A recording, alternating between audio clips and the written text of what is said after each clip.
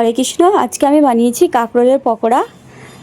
কাঁকরোলের পকোড়া বানানোর জন্য 4টে কাঁকরোল নিয়েছি, নিয়ে গোটা ধুয়ে নিয়েছি আগে কাঁকরোলগুলোকে, দিয়ে তারপর কাঁকরোলের কাঁটাগুলো কেটে নিচ্ছি।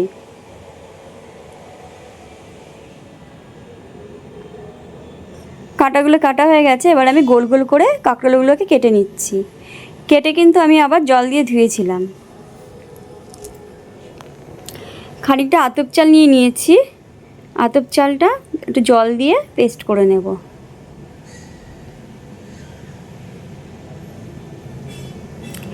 কড়াইতে জল গরম বসিয়ে দিয়েছিলাম, জলটা ফুটে গেছে। এবার কাঁকরোলগুলো আমি দিয়ে দিলাম, দিয়ে একটু হালকা লবণ দিয়েছি, দিয়ে সঙ্গে সঙ্গে তুলে নিয়েছিলাম। কাঁকরোলগুলোকে আমি সেদ্ধ করিনি।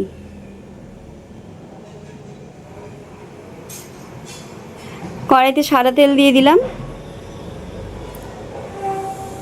আমি আতপ চাল পেস্টটার মধ্যে একটু লবণ, চিনি আর একটু ঝাল গুঁড়ো লঙ্কা দিয়ে দিচ্ছি, একটু হলুদ দিয়ে আমি এবার ভালো করে ব্যাটারটা গুলে নেব।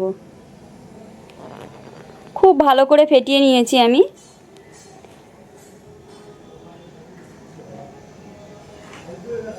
এবার আমি সব কাঁকরোলগুলো একে একে বেগুনির মতন করে ভেজে নেব।